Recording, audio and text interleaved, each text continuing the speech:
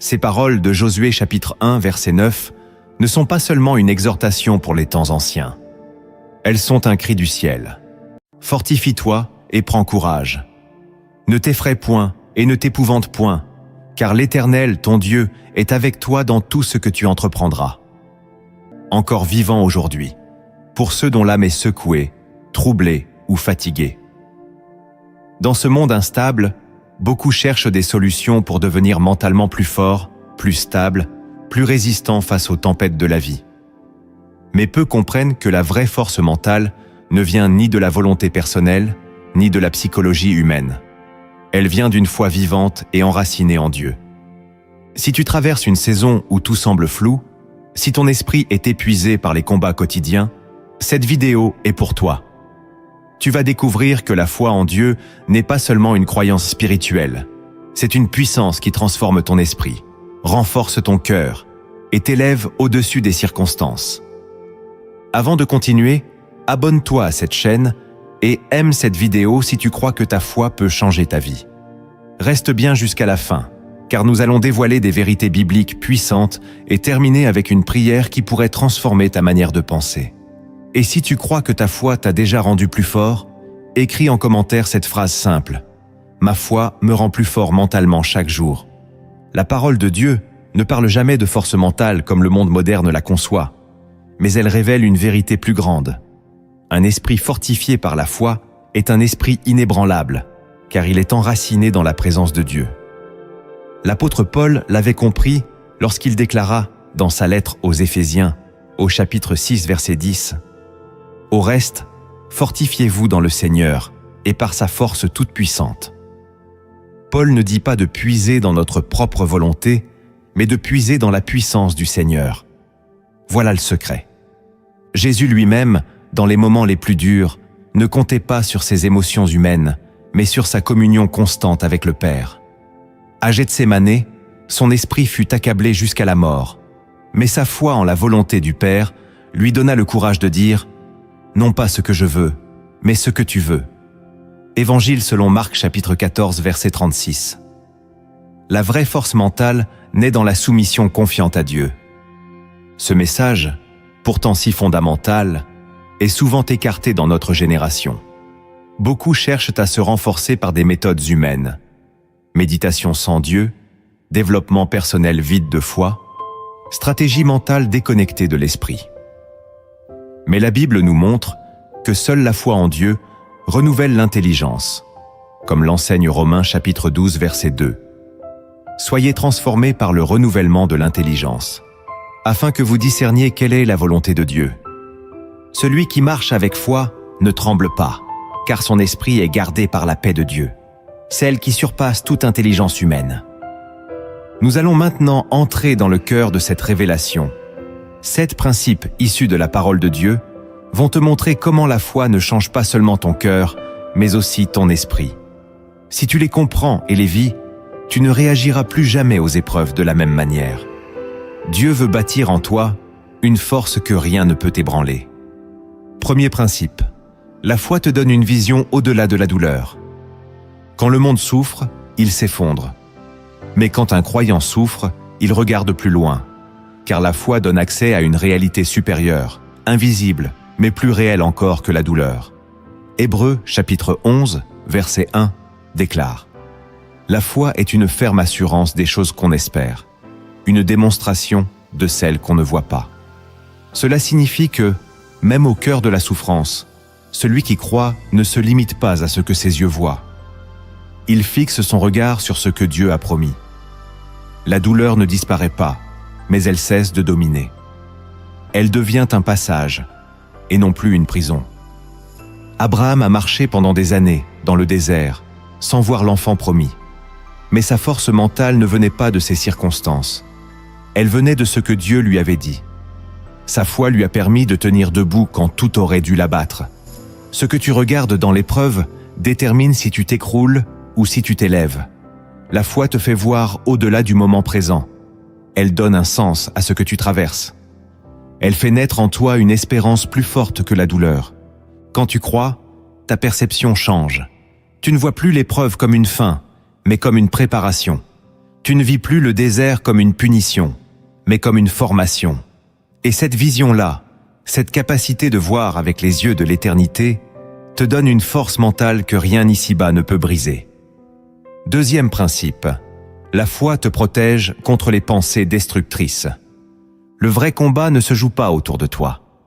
Il se joue en toi.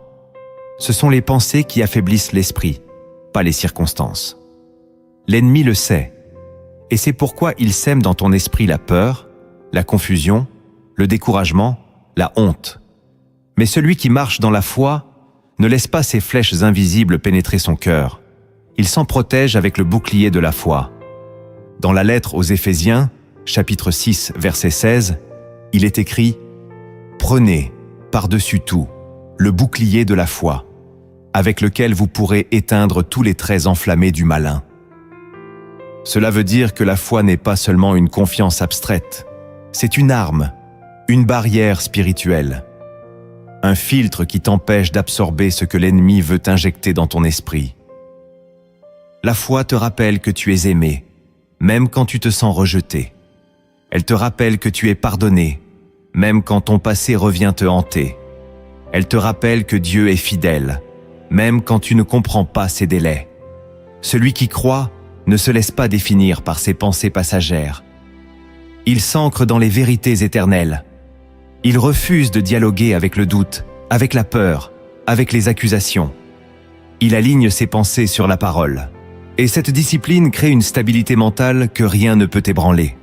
La foi transforme ton esprit en un champ de bataille où le diable perd chaque jour parce que tu refuses de lui laisser un seul terrain dans ta pensée. Troisième principe. La foi renouvelle ton intelligence. Ce monde essaye de te façonner selon ses modèles. Il te pousse à penser comme la majorité, à raisonner selon la peur, à analyser ta vie avec les yeux du doute. Mais la foi agit comme une réinitialisation de ton esprit. Elle t'arrache aux schémas mentaux de ce siècle pour t'introduire dans les pensées de Dieu. Et c'est là que naît une force mentale surnaturelle. Dans l'Épître aux Romains, chapitre 12, verset 2, il est écrit « Ne vous conformez pas au siècle présent, mais soyez transformés par le renouvellement de l'intelligence, afin que vous discerniez quelle est la volonté de Dieu, ce qui est bon, agréable et parfait. » Ce verset n'est pas une théorie, c'est une stratégie spirituelle. Chaque jour où tu choisis de croire, tu fais entrer la lumière dans ton intelligence. Tu ne réagis plus comme avant. Tu ne vis plus les situations selon la chair. Tu développes une mentalité du royaume. Celui qui croit ne voit pas seulement ce que le monde montre. Il discerne ce que Dieu est en train de faire, même quand tout semble fermé. Il ne se laisse pas abattre par les logiques humaines, parce qu'il pense selon le ciel. Il raisonne à partir de la promesse, pas à partir du problème. Et cela change tout. La foi renouvelle ton intelligence en te reconnectant à la pensée de Christ. Elle t'éloigne de la panique, des jugements précipités, des analyses stériles. Elle t'établit dans une paix lucide, une compréhension plus haute, une lecture des événements qui ne dépend plus de ce que les autres disent, mais de ce que l'Esprit de Dieu te révèle. Et quand ton intelligence est renouvelée, ton esprit devient inébranlable. Tu n'es plus agité, tu n'es plus manipulable, tu es transformé. Quatrième principe. La foi t'apprend à rester calme dans les tempêtes. Il y a des moments où tout autour de toi s'effondre. Les portes se ferment, les relations se brisent, les projets s'écroulent, et ton âme est secouée. Dans ces moments-là, ce n'est pas ton intelligence, ni ta force physique, ni ton entourage qui peuvent te sauver. C'est la paix que seule la foi peut garder vivante en toi. Une paix qui ne vient pas de l'absence de problème, mais de la certitude que Dieu est là, même quand tu ne le vois pas agir. Souviens-toi de cette nuit où les disciples étaient dans la barque. Une tempête s'est levée, violente, brutale. L'eau entrait dans le bateau. Ils paniquaient. Mais Jésus, lui, dormait. Et quand ils l'ont réveillé, bouleversé, il s'est levé, a parlé au vent et aux vagues, et tout s'est apaisé. Puis, il leur a dit, « Pourquoi avez-vous ainsi peur? Comment n'avez-vous point de foi ?» Évangile selon Marc, chapitre 4, versets 39 et 40. Ce moment-là révèle une vérité profonde. Ce n'est pas la tempête qui fait chavirer ton âme, c'est l'absence de foi. Celui qui croit, même dans les pires secousses, apprend à rester paisible. Il sait que Dieu ne l'a pas abandonné. Il sait que le silence de Dieu ne signifie pas son absence. Il sait que même quand les vagues montent, la parole est plus forte que la mer. La foi, ce n'est pas ignorer la tempête, c'est la traverser avec confiance. C'est refuser de laisser les circonstances définir ton état intérieur. C'est te tenir debout dans le calme du Christ, pendant que le monde court dans tous les sens. Et cette maîtrise de soi, cette paix enracinée dans une confiance absolue, est une force mentale surnaturelle. 5e principe. La foi t'empêche de t'écrouler sous le regard des autres. Il y a un poids invisible qui brise des milliers d'âmes chaque jour, le besoin d'être validé par les autres. Tu peux être fort extérieurement, mais intérieurement détruit par un simple regard, une critique, un rejet, un silence. Beaucoup vacillent, parce qu'ils construisent leur identité sur l'opinion des hommes. Mais la foi te libère de cette prison. Elle te détache de ce que les autres pensent, pour t'enraciner dans ce que Dieu déclare. Dans la lettre aux Galates, chapitre 1, verset 10, l'apôtre Paul pose cette question tranchante. Est-ce la faveur des hommes que je désire, ou celle de Dieu? Est-ce que je cherche à plaire aux hommes? Si je plaisais encore aux hommes, je ne serais pas serviteur de Christ.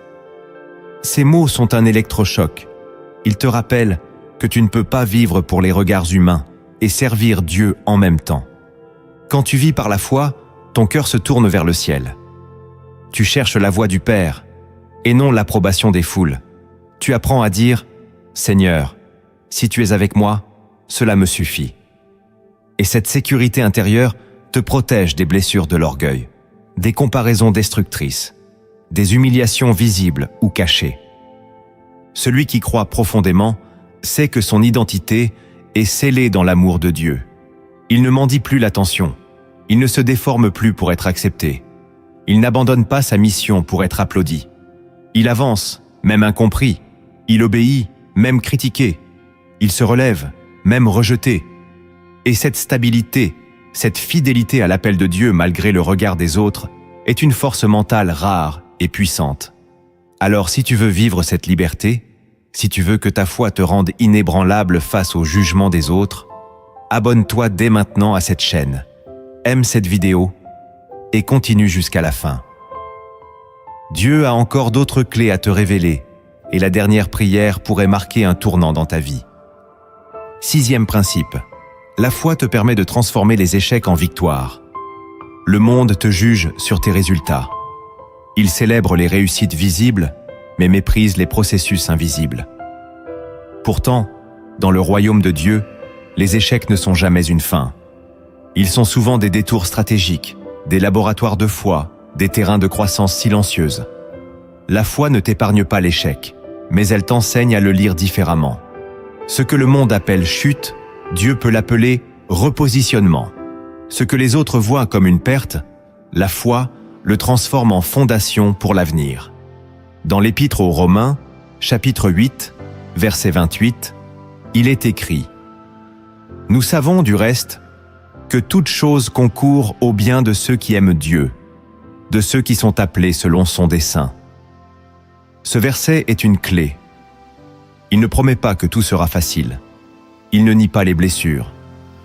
Mais il garantit que rien n'est inutile. Rien n'est gaspillé. Même l'échec, même la chute, même la douleur, Dieu peut s'en servir pour construire en toi quelque chose d'indestructible. La foi transforme l'échec en témoignage. Elle donne un sens à la cicatrice. Elle fait de la faiblesse un canal de puissance. Regarde Pierre. Il a renié Jésus. Il aurait pu s'effondrer sous le poids de sa faute. Mais sa foi a été restaurée. Et cet échec est devenu le point de départ de sa mission. Ce qu'il croyait avoir détruit a servi à le préparer. Quand tu vis par la foi, tu refuses de laisser l'échec te définir. Tu regardes chaque défaite avec les yeux de la grâce. Tu sais que Dieu peut rebâtir ce que le feu a consumé. Tu avances, même en boitant, parce que tu sais que le Dieu qui t'a appelé n'a pas changé d'avis. Et cette capacité à te relever encore, à croire encore, à bâtir encore, est une force mentale que le monde ne peut ni comprendre ni copier. 7e principe, la foi libère une paix que rien ne peut voler. Il existe une paix qui ne dépend pas des circonstances, une paix qui ne s'explique pas, une paix qui ne vacille pas, même quand tout s'effondre. Cette paix-là ne vient ni du confort matériel, ni de la stabilité émotionnelle, ni de la réussite sociale. Elle vient d'un seul endroit, la foi. Une foi vivante, enracinée, mature. Une foi qui repose sur ce que Dieu est et non sur ce que tu vis. Dans l'Épître aux Philippiens, chapitre 4, versets 6 et 7, l'apôtre Paul écrit « Ne vous inquiétez de rien, mais en toute chose, faites connaître vos besoins à Dieu par des prières et des supplications, avec des actions de grâce. Et la paix de Dieu, qui surpasse toute intelligence, gardera vos cœurs et vos pensées en Jésus-Christ. » Cette paix n'est pas une émotion, c'est une protection, une couverture céleste sur ton cœur et ton esprit. Quand tu vis par la foi, tu n'attends plus que tout aille bien pour être en paix. Tu entres dans le repos de Dieu, même au milieu des incertitudes. Tu apprends à dire, comme le psalmiste, « Je me couche et je m'endors en paix, car toi seul, ô Éternel, tu me donnes la sécurité dans ma demeure. » Tu n'es plus esclave de l'angoisse, parce que ta confiance repose sur celui qui tient l'univers entre ses mains. Cette paix, personne ne peut te la voler. Pas les critiques, pas les déceptions, pas les mauvaises nouvelles, car elle ne dépend pas de ce que tu entends, mais de ce que tu crois.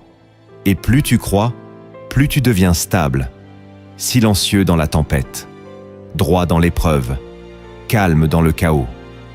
C'est cela, la puissance mentale que Dieu donne à ceux qui lui font confiance. Une paix solide, une paix souveraine, une paix invincible.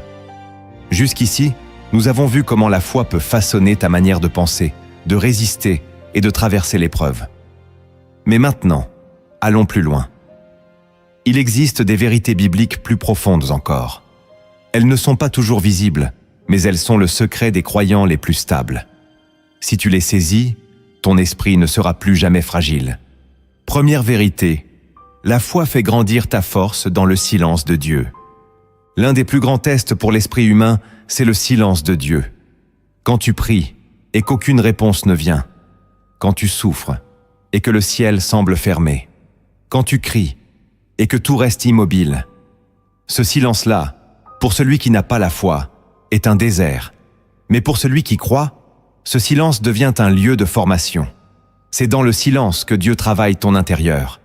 C'est dans le silence qu'il bâtit ta résistance, qu'il forge ta stabilité, qu'il détache ton âme des béquilles émotionnelles pour l'attacher à sa voix seule. Dans le livre des Lamentations, chapitre 3, versets 26 et 27, il est écrit « Il est bon d'attendre en silence le secours de l'Éternel. Il est bon pour l'homme de porter le joug dans sa jeunesse. » Ce silence n'est pas un vide, il est habité. Il est habité de la fidélité de Dieu. Il est chargé d'un poids invisible, qui ne brise pas, mais qui façonne. Ceux qui traversent cette saison sans abandonner deviennent plus forts que ceux qui vivent toujours dans la bénédiction visible. Celui qui comprend cette vérité cesse de paniquer quand Dieu ne parle pas. Il apprend à faire confiance, même sans ressentir. Il apprend à marcher, même sans entendre. Et cette capacité à rester debout dans le silence céleste, c'est une force que seule la foi peut produire. Une foi profonde sait que Dieu est actif, même quand tout semble immobile. Deuxième vérité, la foi t'éduque à choisir la paix plutôt que la panique. Le monde réagit, la foi répond. Le monde court dans tous les sens dès que l'inattendu surgit, mais celui qui marche avec Dieu apprend à choisir un autre chemin, celui de la paix. Ce n'est pas un réflexe naturel, c'est une éducation spirituelle, une formation intérieure, une posture du cœur que seule la foi peut établir en toi. La panique est instinctive, mais la paix est une décision. Et cette décision ne vient pas de toi, elle vient de ce que tu crois de Dieu. Dans l'Évangile selon Jean, chapitre 14, verset 27, Jésus déclare « Je vous laisse la paix, je vous donne ma paix. Je ne vous donne pas comme le monde donne, que votre cœur ne se trouble point et ne s'alarme point. » Cette parole est une promesse, mais aussi un appel. Elle nous dit que la paix que Dieu donne est différente. Elle ne dépend pas du calme extérieur. Elle ne dépend pas du soutien des autres. Elle vient directement de la présence du Christ. Quand tu crois vraiment, tu n'es plus esclave de ce que tu ressens. Tu ne laisses plus les émotions décider pour toi. Tu ne te laisses plus entraîner dans les tourbillons de l'anxiété ou de la panique. Tu apprends à t'arrêter, à respirer, à te souvenir que Dieu est là. Et à ce moment-là, la paix descend. Elle ne crie pas, elle ne s'impose pas, elle s'installe dans celui qui croit. Le problème, c'est que beaucoup confondent paix et passivité. Mais la vraie paix est active. Elle te rend lucide. Elle te permet de voir clair quand tout est trouble. Elle te donne la force de dire non quand le monde te pousse à fuir. Elle te stabilise quand les autres s'effondrent. Et surtout, elle te garde focalisé sur l'essentiel. Regarde Jésus, encore une fois, dans cette barque au milieu de la tempête. Alors que les disciples paniquaient, lui dormait. Ce sommeil n'était pas de l'insouciance. C'était la manifestation d'une paix absolue, fondée sur la certitude que le Père gardait toutes choses. Cette paix, il veut te la transmettre. Et elle ne viendra pas par le contrôle ou le raisonnement, mais par la foi. Celui qui a la foi ne nie pas la gravité des situations. Il voit le danger, mais il choisit la paix. Il entend les mauvaises nouvelles, mais il choisit de rester dans la confiance. Il sent l'oppression, mais il se tourne vers celui qui calme les vents et les vagues. Et ce choix répété, jour après jour, fait de lui un esprit stable, posé, clair. Il ne se laisse plus diriger par la peur. Il est conduit par la foi. Troisième vérité. La foi t'apprend à recevoir des forces que tu ne possèdes pas. Il y a des jours où tu n'as plus rien à donner. Tes ressources sont à sec. Ton esprit est fatigué. Ton corps ne suit plus. Ton cœur est épuisé. Et pourtant, tu continues. Tu avances. Tu résistes. Pas parce que tu es fort, mais parce que tu es connecté à une force qui ne vient pas de toi. C'est cela, le mystère de la foi. Elle t'ouvre à une puissance supérieure qui prend le relais quand tes capacités s'arrêtent. Dans la deuxième épître aux Corinthiens, chapitre 12, verset 9, le Seigneur dit à Paul, « Ma grâce te suffit, car ma puissance s'accomplit dans la faiblesse. » Et Paul ajoute aussitôt, « Je me glorifierai donc bien plus volontiers de mes faiblesses, afin que la puissance de Christ repose sur moi. » Voilà la clé. La foi t'apprend à ne pas fuir ta limite, mais à t'y abandonner. Non pas pour t'éteindre, mais pour laisser la puissance divine s'y déployer. Celui qui marche par la foi ne s'appuie pas sur ses forces personnelles. Il ne se glorifie pas de sa discipline ou de sa maîtrise de soi. Il sait que tout ce qu'il tient, tout ce qu'il fait, tout ce qu'il supporte, il ne le doit pas à lui-même. Il sait que c'est la main de Dieu qui le soutient, parfois même à son insu. Et cette conscience-là produit une paix profonde, mais aussi une force mentale étonnante.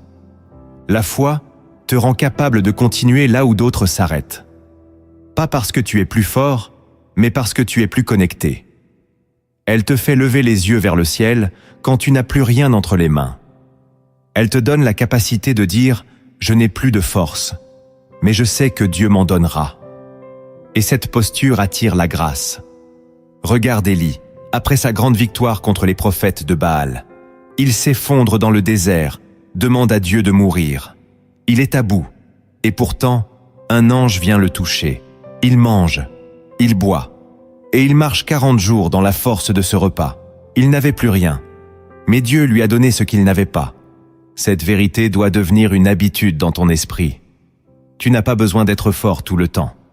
Tu as besoin de savoir où puiser. Tu as besoin de croire que le Seigneur renouvelle chaque jour ce dont tu as besoin pour tenir. Tu ne dois pas vivre épuisé en essayant d'être suffisant. Tu dois vivre dans la foi, en recevant ce que Dieu donne à ceux qui s'humilient. Celui qui croit vraiment apprend à dire « Seigneur, je ne peux pas, mais toi, tu peux en moi. » Et c'est là que commence la vraie force mentale.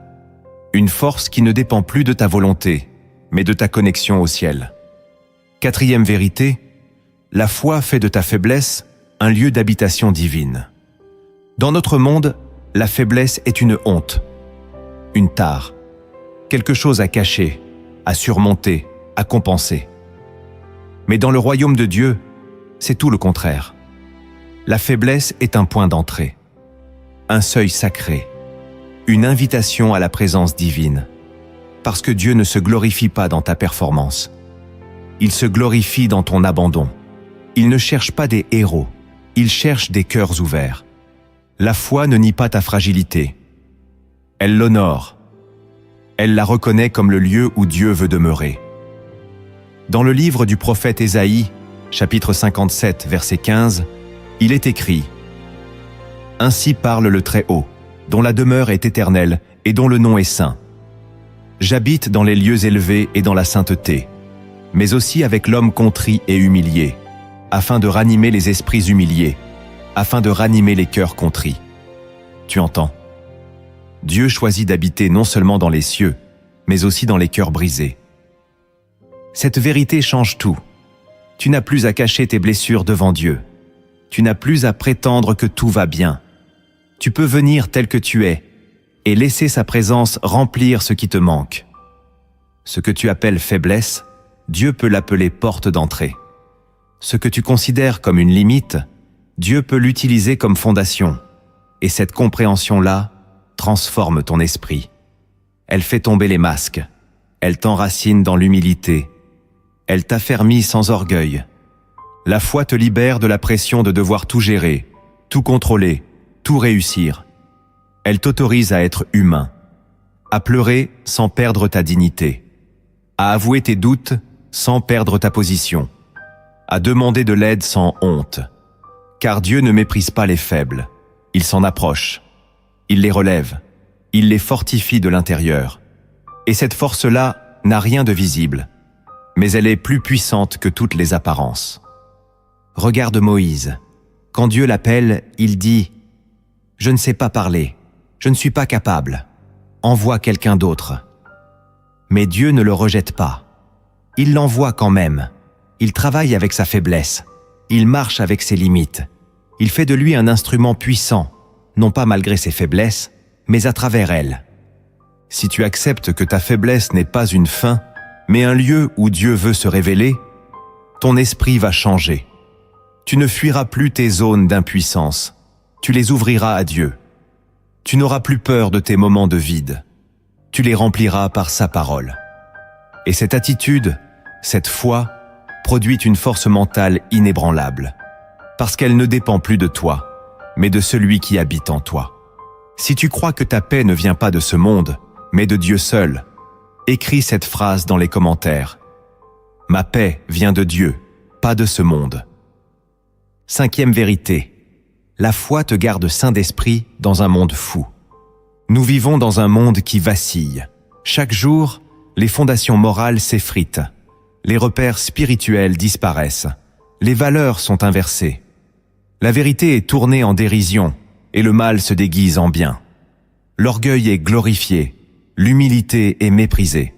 L'homme veut se faire Dieu, et Dieu est ignoré. Dans ce chaos moderne, ce ne sont pas seulement les cœurs qui se perdent, ce sont les esprits. Le trouble, la confusion, l'instabilité mentale gagnent du terrain. Et pourtant, au milieu de tout cela, il existe une force silencieuse qui protège ceux qui croient, la foi. La foi agit comme une encre invisible. Quand tout tangue, elle te garde stable. Quand les opinions changent, elle t'enracine dans l'éternel. Quand la folie gagne le monde, elle préserve ton discernement. Elle sanctifie ta pensée. Elle t'évite de sombrer dans la peur ou la colère. Celui qui croit n'est pas immunisé contre les attaques mentales, mais il est équipé pour les surmonter. Il sait d'où il vient. Il sait en qui il a cru. Il connaît la voie du vrai berger. Dans la deuxième épître à Timothée, chapitre 1, verset 7, il est écrit « Dieu ne nous a pas donné un esprit de timidité, mais un esprit de force, d'amour et de sagesse. » Ce verset est un rempart. Il te rappelle que ton esprit n'est pas à vendre, qu'il ne doit pas être colonisé par la panique ambiante, qu'il a été conçu pour abriter la paix, l'amour et la clarté. Le croyant n'est pas celui qui comprend tout, mais celui qui reste centré sur Dieu quand tout s'effondre. Il ne court pas après chaque nouveauté. Il ne plie pas devant chaque pression culturelle. Il reste calme. Il reste fidèle. Il garde la tête droite quand les autres se perdent dans l'excès ou le désespoir. Et cette lucidité, cette stabilité intérieure, ce n'est pas le fruit d'une intelligence supérieure. C'est le fruit d'une foi vivante. Regarde Noé. Il a bâti une arche alors que le monde entier le prenait pour un fou. Il n'a pas écouté les rires. Il n'a pas suivi les tendances. Il a obéi, les yeux fixés sur Dieu. Et cette obéissance a sauvé sa maison. Il est resté saint d'esprit dans une génération corrompue, parce que sa foi l'avait rendu sourd aux voix du monde et attentif à la voix de Dieu. Aujourd'hui encore, si tu veux garder ton esprit en paix, tu dois faire ce choix. Refuser la panique. Refuser les pensées polluées. Refuser les séductions intellectuelles sans racine. Choisir la foi. Choisir la vérité. Choisir le silence de la prière plutôt que le bruit des réseaux. Et cette foi-là deviendra pour toi un mur de feu, une lumière dans la nuit, un rempart mental que rien ne pourra abattre. La foi, dans ce monde en dérive, n'est pas un luxe. C'est ta survie. C'est elle qui te permettra de rester lucide, aligné, centré, quand les autres chancelleront. C'est elle qui fera de ton esprit un sanctuaire, même quand tout autour deviendra hostile. Tu viens d'entendre des vérités puissantes. Mais si elles restent des idées, elles ne porteront aucun fruit. La foi ne transforme pas seulement par la connaissance, mais par l'obéissance. Dieu attend une réponse, une marche, une mise en œuvre. Voici maintenant 7 actes concrets à poser pour fortifier ton esprit dans la foi et marcher dans la paix malgré les tempêtes. Premier acte de transformation spirituelle. Commence chaque journée en déclarant la paix de Dieu sur ton esprit. Ce que tu déclares dès le matin influence ton atmosphère spirituelle pour toute la journée. Trop souvent, tu te réveilles déjà chargé. Des pensées de fatigue, des inquiétudes qui remontent, des souvenirs qui pèsent. Sans même t'en rendre compte, ton mental est attaqué dès l'aube. Mais tu peux inverser ce schéma. Tu peux ouvrir la bouche et parler à ton âme. Tu peux te lever et proclamer « Aujourd'hui, je choisis la paix de Dieu. Mon esprit est gardé, mon cœur est tranquille, mon chemin est sous sa main. » La foi commence souvent par une parole. Et quand cette parole est ancrée dans la vérité, elle devient une semence de stabilité. Tu ne combats pas les pensées par le silence, tu les combats par une parole plus forte. Dans le livre des Proverbes, chapitre 18, verset 21, il est écrit « La mort et la vie sont au pouvoir de la langue. Ce que tu déclares au lever détermine le climat de ton intérieur. Chaque matin, prends un moment. Pas pour défiler sur ton téléphone, pas pour anticiper les problèmes, mais pour t'aligner sur le ciel. Parle à ton âme, répète les promesses. Déclare que tu es sous la grâce. Rappelle à ton esprit que Dieu est fidèle. Tu n'imagines pas combien cette habitude simple va fortifier ton mental. Parce qu'en déclarant la paix, tu invites l'esprit à prendre le contrôle. Tu n'es plus en réaction face à ta journée. Tu la gouvernes, spirituellement. Ce que tu déclares devient un abri. Et plus tu le répètes, plus ton esprit s'aligne. Tu deviens moins sensible aux provocations, moins vulnérable aux attaques invisibles. Tu n'agis plus par automatisme, mais par conviction. Et cette paix déclarée devient ta première ligne de défense. Une foi vivante qui parle chaque matin à ton esprit fatigué et le relève. Deuxième acte de transformation spirituelle. Apprends à discerner l'origine de tes pensées avant d'y croire. Toutes les pensées qui entrent dans ton esprit ne viennent pas de toi. Certaines viennent de tes souvenirs, d'autres viennent de tes blessures. D'autres encore sont injectées par l'ennemi pour te troubler, t'accuser, t'affaiblir. Mais beaucoup de croyants ne le discernent pas. Ils laissent chaque pensée prendre racine comme si elle était vraie. Et c'est là que commence la faiblesse mentale, la confusion, le tourment intérieur, la chute. Celui qui veut marcher dans la force doit apprendre à s'arrêter, à interroger chaque pensée. D'où vient-elle? Est-elle en accord avec la parole de Dieu? Est-ce que cette pensée glorifie Christ ou me pousse vers l'angoisse, la colère ou le doute? Si elle ne vient pas du ciel, elle doit être rejetée, immédiatement, sans débat intérieur, sans justification. Dans la deuxième épître aux Corinthiens, chapitre 10, verset 5, il est écrit « Nous renversons les raisonnements et toute hauteur qui s'élève contre la connaissance de Dieu, et nous amenons toute pensée captive à l'obéissance de Christ. » Cela signifie que chaque pensée doit être jugée à la lumière de la foi. Ce n'est pas un automatisme. C'est une vigilance spirituelle active. Pose-toi la question, est-ce que cette pensée me construit ou me détruit? Est-ce qu'elle m'enracine dans l'amour du Père ou m'enfonce dans la peur? Est-ce qu'elle m'élève dans la vérité ou me pousse à l'orgueil ou à la culpabilité? La foi te donne l'autorité de filtrer. Et ce filtre-là, c'est l'esprit de vérité. Plus tu avances dans la prière et la parole, plus ton discernement devient fin, précis, puissant.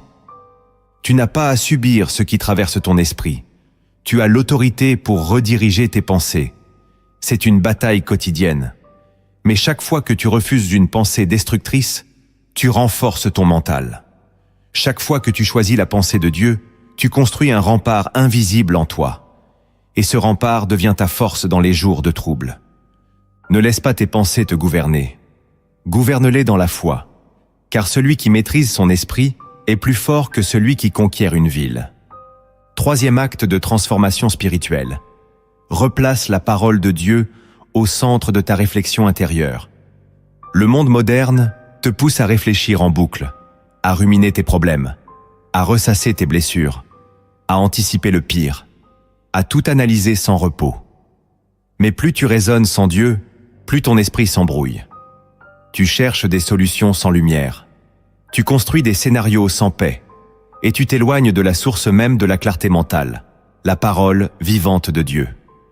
Celui qui veut retrouver un esprit stable, lucide et fort, doit replacer la parole de Dieu au centre de sa pensée quotidienne. Pas comme un slogan, pas comme un rituel religieux, mais comme le fondement même de sa manière de voir, de penser, de réagir. Ce que tu laisses occuper ton esprit finit toujours par influencer ton cœur. Et ce qui influence ton cœur dirige ta vie. Dans le livre des Psaumes, chapitre 1, verset 2, il est écrit à propos de l'homme heureux. Il trouve son plaisir dans la loi de l'Éternel et il la médite jour et nuit. Ce n'est pas un commandement rigide, c'est une stratégie de vie. La méditation de la parole n'est pas un luxe pour les spirituels, c'est une arme pour les lucides. Quand tu médites la parole, tu ouvres un espace intérieur pour que Dieu parle. Tu invites l'esprit à redresser ce que les pensées tordues ont abîmé. Tu reprogrammes ton intelligence. Tu remplaces le mensonge par la vérité. Et cette vérité, une fois accueillie profondément, devient une force mentale. Tu ne penses plus comme avant. Tu ne réagis plus comme avant. Tu n'analyses plus avec la peur, mais avec la foi. Commence simplement.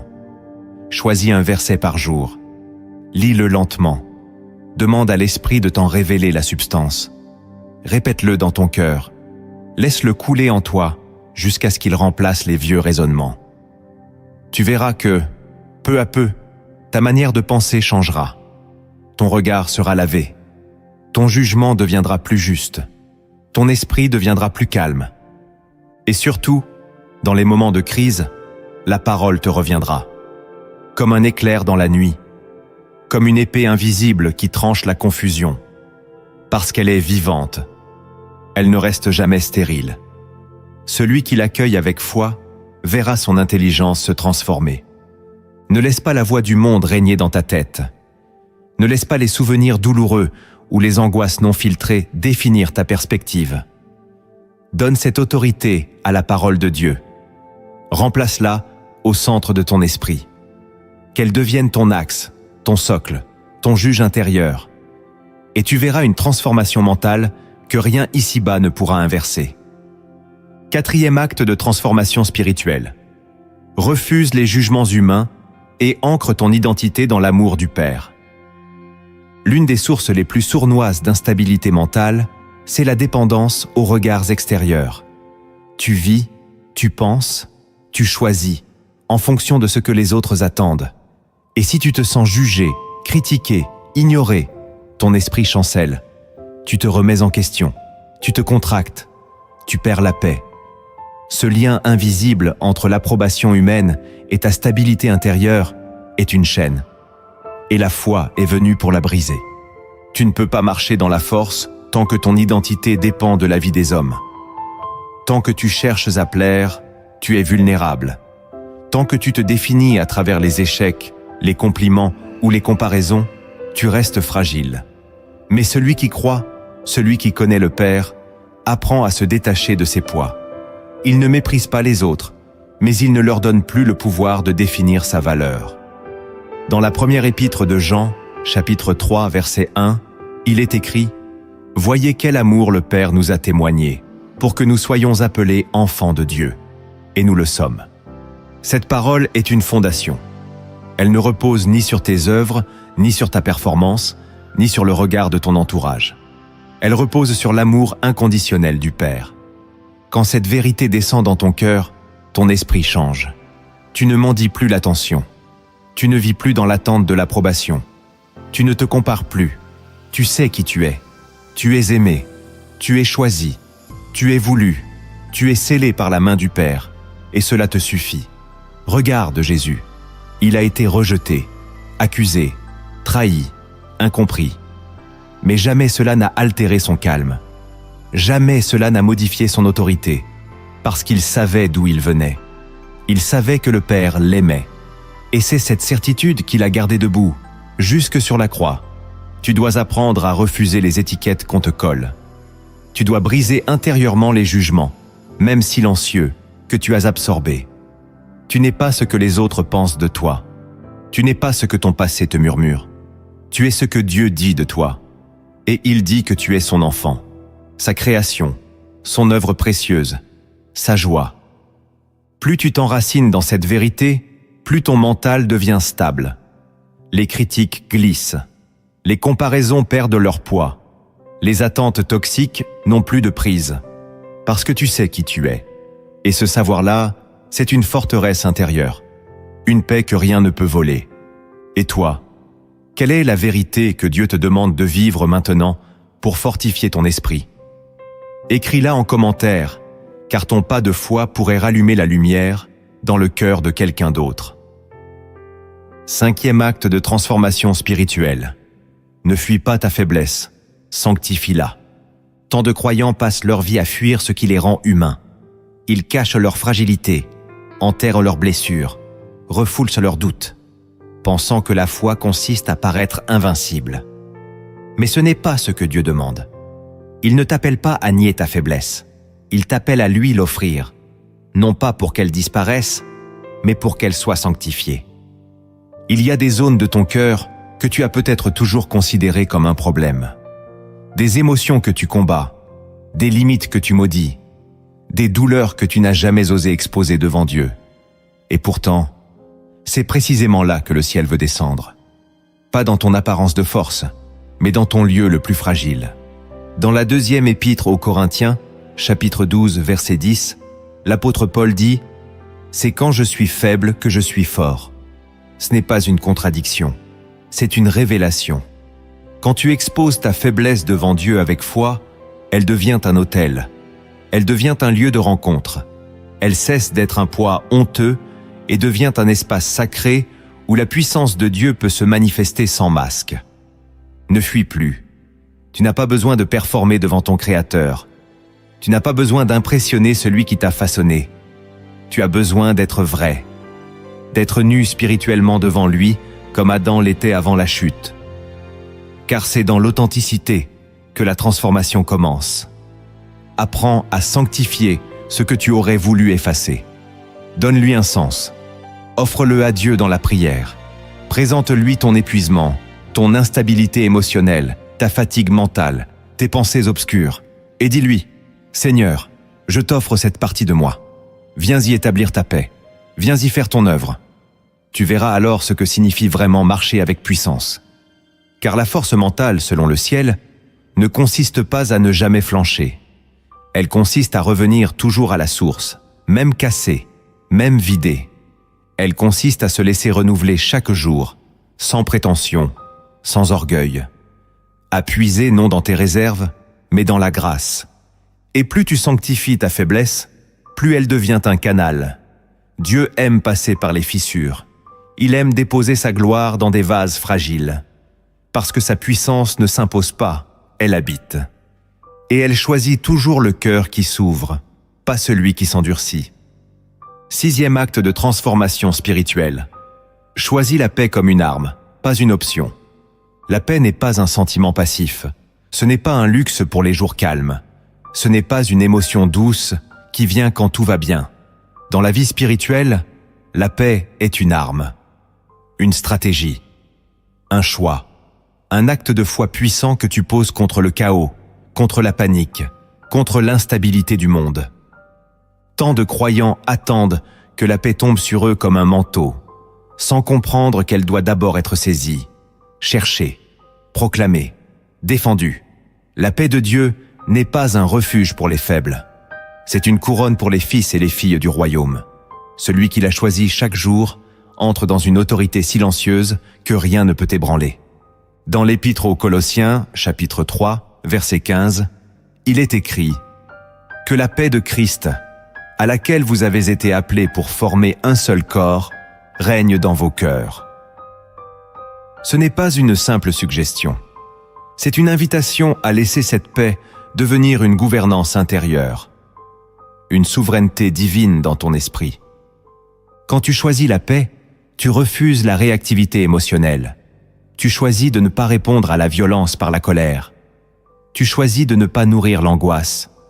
Tu choisis de ne pas te laisser contaminer par le bruit autour de toi. Tu fais taire le tumulte pour écouter celui qui parle dans le calme. Et ce choix, tu dois le faire dans les petites choses comme dans les grandes. Dans les conflits du quotidien, dans les silences de Dieu, dans les attaques invisibles. À chaque instant où tu sens ton esprit s'agiter, tu peux dire « Je choisis la paix, je ne la perds pas, je ne la vends pas. Elle est mon bouclier, elle est ma force, elle est mon témoignage. » Car le monde regarde. Et ce qui bouleverse les incrédules, ce n'est pas ton succès. C'est ta paix dans la tempête. C'est ton calme dans l'épreuve. C'est cette lumière douce qui brille dans tes yeux alors que tout semble sombre. C'est cela qui parle plus fort que 100 discours. Et cette paix ne vient pas de toi. Elle est la marque de celui qui habite en toi. Chaque fois que tu choisis la paix, tu déclares à l'ennemi que tu n'es plus contrôlable. Tu refuses d'être manipulé par les circonstances. Tu refuses que la peur écrive ton histoire. Tu refuses que l'urgence dicte tes choix. Tu marches au rythme de la foi, pas au rythme de la panique. Et cette maîtrise-là est une puissance silencieuse, invisible mais implacable. Alors garde cette paix, protège-la, arrose-la dans la prière, nourris-la par la parole. Et quand tu la sens menacée, ne réagis pas. Recentre-toi. Rappelle-toi qui est ton Dieu. Rappelle-toi ce qu'il t'a dit. Et laisse sa paix, cette paix qui surpasse toute intelligence, régner à nouveau en toi. 7e acte de transformation spirituelle. Cultive une intimité quotidienne avec Dieu, même dans le silence. Ce n'est pas dans le bruit que ton esprit est fortifié. Ce n'est pas dans l'agitation, ni dans l'effort, ni dans la performance. C'est dans l'intimité, l'espace sacré entre toi et Dieu. Le lieu invisible où il te regarde, te parle, t'écoute, et parfois se tait. Car l'intimité véritable ne se mesure pas à la quantité de paroles, mais à la qualité de présence. Celui qui veut une paix profonde et une stabilité mentale surnaturelle doit cultiver cette intimité, chaque jour, sans condition. Même quand il ne ressent rien, même quand le ciel semble fermé, même quand la fatigue est là, quand les émotions sont vides, quand l'esprit est sec. car la foi ne dépend pas de ce que tu ressens. Elle dépend de ta fidélité. Dans le livre du prophète Ésaïe, chapitre 30, verset 15, il est écrit « C'est dans le calme et la confiance que sera votre force. » Ce calme-là ne vient pas du monde. Il vient de la présence. Une présence que tu n'entendras pas toujours, mais que tu reconnaîtras dans ton silence. Et c'est là que ton esprit se fortifie sans que tu le comprennes. Pas dans la pression, pas dans la frénésie, mais dans la relation. L'intimité avec Dieu n'est pas un événement, c'est un style de vie. C'est ce moment où tu t'arrêtes, où tu éteins les voix autour, où tu ouvres la Bible avec lenteur, où tu parles au Saint-Esprit comme à un ami, où tu pleures sans mots, où tu écoutes sans attendre de réponse immédiate, où tu exposes ton cœur sans défense. C'est là, dans cet endroit, que Dieu dépose sa paix, sa clarté, son autorité en toi. Plus tu cultives cette intimité, plus ton esprit devient stable. Tu n'es plus dépendant du culte du dimanche pour tenir. Tu n'es plus ballotté par les hauts et les bas de la vie. Tu es enraciné. Non pas parce que tu sais tout, mais parce que tu connais celui qui sait tout. Et cette connaissance, cette communion, est la plus grande force intérieure que l'homme puisse posséder. Quand tu nourris cette relation, jour après jour, sans chercher l'expérience, mais en cherchant sa face, Dieu t'équipe. Il te forme de l'intérieur. Tu deviens un pilier, même dans les jours de doute. Tu deviens un refuge pour les autres, même quand toi-même tu luttes. Parce que tu as appris à rester dans sa paix, même quand tu ne ressens rien. Et ce silence-là, ce silence partagé avec Dieu, n'est jamais vide. Il est plein de présence, plein d'amour, plein de puissance. Il ne fait pas de bruit, mais il te transforme en profondeur. Il te donne des racines. Il fait de ton cœur une terre sainte. Il fait de ton esprit un lieu de stabilité divine. Maintenant, écoute bien. Car ce que l'intelligence ne peut comprendre, le cœur peut le recevoir à travers une image. Voici une parabole inspirée d'en haut. Elle ne s'adresse pas à ta logique, mais à ta foi. Laisse-la pénétrer ton esprit. Car parfois, c'est à travers une histoire que Dieu grave en toi une vérité éternelle. Le jardinier, le vent et la racine invisible. Il était une fois, dans les hauteurs d'un jardin suspendu au-dessus des vallées du monde, un arbre jeune, fragile, à la silhouette fine et souple. Il venait d'être planté par la main d'un jardinier que personne ne voyait, mais que tous ressentaient. Ce jardinier ne parlait pas souvent, mais tout en lui inspirait confiance. Il venait à l'aube, touchait la terre, versait l'eau et repartait sans bruit. L'arbre, dans ses premières saisons, grandissait avec simplicité. Les vents étaient doux, les pluies régulières, les racines se déployaient sans résistance. Il s'élevait sans crainte, et dans son cœur d'arbre, il pensait que la vie serait toujours ainsi. Il ne comprenait pas encore que la croissance véritable ne vient pas dans la facilité, mais dans l'épreuve. Un matin, le ciel changea. Le soleil ne se leva pas. Un vent se leva, rude, imprévisible, violent. Il souffla sans prévenir, sans relâche. Les branches de l'arbre furent secouées. Certaines se brisèrent. Ses feuilles tombèrent. La terre autour de lui fut bouleversée. Et il sentit, pour la première fois, la peur. Il regarda autour. Les autres jeunes pousses tombaient les unes après les autres, arrachées, déracinées. Le vent ne faisait pas de tri. Il frappait tout. Alors l'arbre cria, du fond de ses fibres, « Jardinier, jardinier, où es-tu? Pourquoi ce vent? Pourquoi ce silence ?» Mais il n'y eut pas de réponse. Le jardinier ne vint pas ce jour-là, ni le suivant, ni celui d'après. Et le vent continua de souffler. L'arbre, seul, lutta. Il plia, il trembla. Mais il tint bon, non pas grâce à sa force, mais grâce à une chose qu'il ne voyait pas. Ses racines, que le jardinier avait poussées à creuser plus profondes, bien avant que le vent n'arrive. Ces racines, qui n'avaient l'air de rien, avaient trouvé une source plus basse, plus cachée, plus pure. Une eau que les tempêtes ne pouvaient atteindre. Et c'est cette source qui, silencieusement, le gardait vivant. Après plusieurs saisons, le vent finit par se retirer. Le ciel redevint calme, et le jardinier revint. Il posa sa main sur le tronc devenu plus ferme, plus épais, plus ancré. Il contempla les cicatrices laissées par les rafales. Puis il murmura, pas avec des mots, mais avec une paix qui envahit toute la sève de l'arbre. « Maintenant tu es prêt. » Et pour la première fois, l'arbre comprit. Le silence du jardinier n'était pas un abandon. C'était un acte de confiance. Le vent n'était pas une malédiction. C'était une épreuve qui révélait ce que personne ne voyait, la profondeur de ses racines. Les blessures n'étaient pas une faiblesse. Elles étaient des témoignages silencieux de sa capacité à tenir. Alors, il leva ses branches vers le ciel, non plus avec l'insouciance d'un jeune arbre, mais avec la sagesse de celui qui sait que la force ne se voit pas dans les feuilles, ni même dans la hauteur, mais dans la profondeur invisible. Et ce jour-là, une chose étrange se produisit.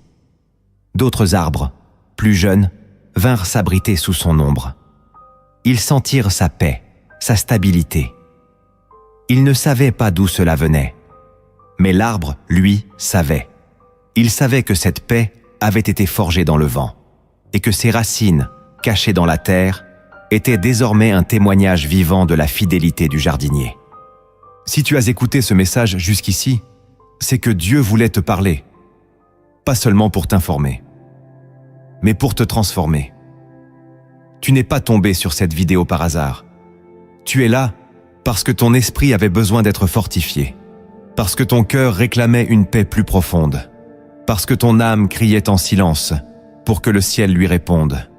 Tu as peut-être traversé des saisons de vide, de confusion, de solitude intérieure. Tu as peut-être vu des choses s'écrouler autour de toi. Tu as ressenti le vent, le froid, l'abandon. Et parfois, tu t'es demandé « Pourquoi je ne tiens plus ?» Mais aujourd'hui, tu sais, ce n'est pas que tu es faible, c'est que tu as été attaqué dans ton esprit, là où tout commence, là où tout se construit. Et Dieu t'a révélé, à travers sa parole, comment la foi peut restaurer cette zone sacrée en toi. Souviens-toi, la vraie force ne se voit pas toujours à l'extérieur. Elle ne crie pas, elle ne s'agite pas. Elle se manifeste dans la stabilité intérieure, dans ce calme qui résiste au tumulte, dans cette paix qui dépasse l'intelligence humaine, dans cette lumière qui ne s'éteint pas, même quand tout devient sombre. C'est cela que Dieu veut bâtir en toi. Une forteresse spirituelle, ancrée dans la foi, gardée par la vérité, nourrie par l'intimité. Mais cette forteresse ne se construit pas en un jour. Elle demande une décision, un choix, une réponse. Et ce choix, c'est à toi de le faire maintenant. Personne ne peut croire à ta place. Personne ne peut méditer à ta place. Personne ne peut se lever à l'aube et déclarer la paix sur ton esprit, si ce n'est toi. Dieu a semé. À toi maintenant de cultiver. Alors, je t'invite à faire un pas de foi. Un pas simple, mais décisif. Mets en pratique ce que tu viens d'entendre. Choisis un acte. Peut-être le silence avec Dieu chaque matin. Peut-être le refus d'une pensée qui te détruit. Peut-être la proclamation d'une parole de vie sur ton esprit. Peu importe. Ce qui compte, c'est que tu ne restes pas passif. Que tu ne laisses pas cette semence tomber au bord du chemin. Et si ce message a touché ton cœur, si tu as senti la voix de Dieu entre les mots, alors écris en commentaire « Seigneur, fortifie mon esprit par la foi ». C'est plus qu'une phrase. C'est une prière. C'est un cri d'engagement. C'est une alliance nouvelle entre ton cœur et le ciel. Abonne-toi à cette chaîne si ce n'est pas encore fait et partage cette vidéo à quelqu'un dont l'esprit vacille, car tu ne sais pas qui est en train de se briser en silence autour de toi. Et ce message peut devenir une main tendue, une lumière dans la nuit. Maintenant, inclinons notre cœur ensemble, car plus qu'un enseignement, ce que Dieu veut te laisser, c'est sa paix. Seigneur, je te rends grâce pour la personne qui écoute cette prière. Tu la connais, tu connais ses luttes secrètes, tu connais la fatigue qu'elle cache, les pensées qui la traversent, les larmes qu'elle retient. Mais aujourd'hui, Père, je te prie de venir toucher son esprit. là où nul autre ne peut entrer, là où les mots humains ne suffisent plus. Je te demande de souffler ta paix, une paix qui ne dépend pas des circonstances, une paix qui descend comme une couverture céleste, une paix qui calme, qui purifie, qui restaure. Brise les chaînes invisibles de la confusion, démasque les mensonges intérieurs, restaure l'ordre divin dans ses pensées, qu'elle ne soit plus gouvernée par la peur, mais dirigée par la foi. Seigneur, enseigne-lui à discerner, à filtrer ce qui vient de toi et à rejeter ce qui l'oppresse. Donne-lui l'intelligence du ciel, une lucidité spirituelle, une mémoire sanctifiée, une clarté intérieure que rien ne pourra voler. Je te prie aussi pour ces silences, qu'ils deviennent des lieux de rencontre, que ces fragilités deviennent des autels, que ces blessures deviennent des portes vers la gloire. Fortifie son âme, affermis ses pas, redresse ce qui chancelle, et qu'à partir d'aujourd'hui, elle ne soit plus jamais une victime de son mental, mais une gardienne de sa paix. Au nom puissant de Jésus-Christ, je proclame la restauration complète de son esprit. Qu'un vent nouveau se lève en elle, un vent qui ne déracine pas, mais qui élève.